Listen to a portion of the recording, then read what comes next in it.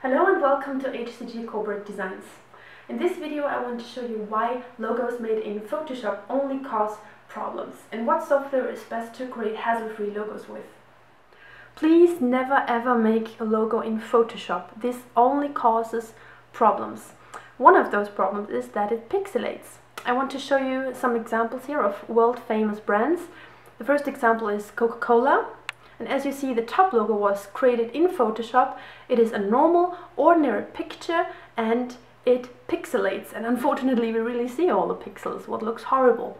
The bottom logo is the correct one, the beautiful one. It is a vector file.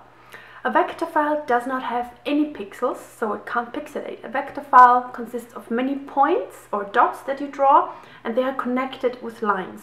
So this is the difference between a vector file and a normal picture file that can pixelate. Another example is the Microsoft logo that I drew here.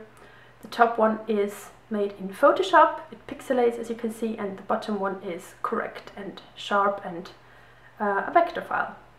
And last but not least, the brand Pedigree. The top logo looks horrible again. It's a Photoshop file, it pixelates, and the bottom logo is the beautiful and correct vector file. Another problem that you have when you create a logo in Photoshop is that you can't scale it to a very big size unless you don't mind really big quality losses, because a huge picture file will always pixelate, and you don't want to have a pixelated logo because that looks just unprofessional and not nice. The next problem is that with a logo created in Photoshop you can never make 100% clean amendments because it works with pixels and some pixels are always left out. I want to show you an example here. Again, Coca-Cola, and in Photoshop I wanted to switch from the white font to a black font. At first glance it looks quite okay, but when you take a closer look at it and look at the top right, you will see that some white pixels were left out by Photoshop. Of course, I can spend another 10 or 15 minutes now on manually ironing that out, but that's normally not something I would want to do, because if I want to make an amendment it has to be 100% clean, but with Photoshop that's not possible. If you have a logo created in Photoshop and you export it as a JPEG file, you will have a white background, unfortunately. I mean, you will also have that when you export it as a JPEG file from vector software, but let me show you an example to explain this further. I have prepared a yellow crest here that I want to print on a t-shirt, for example, and on that yellow crest I want to place the Microsoft logo.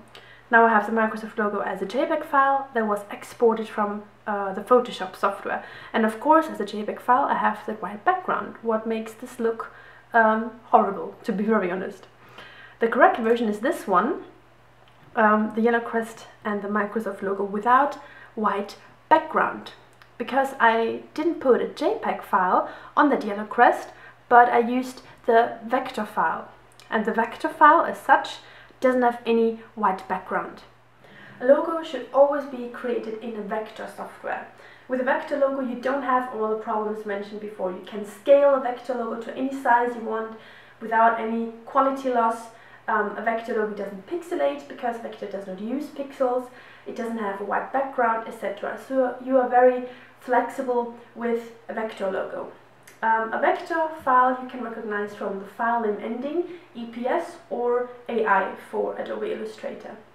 When I send a vector file logo to my clients, I of course always send them a JPEG or a PNG file in addition to that, because otherwise they don't see the logo, because if you don't have Adobe Illustrator you can't of course open an EPS or an AI file.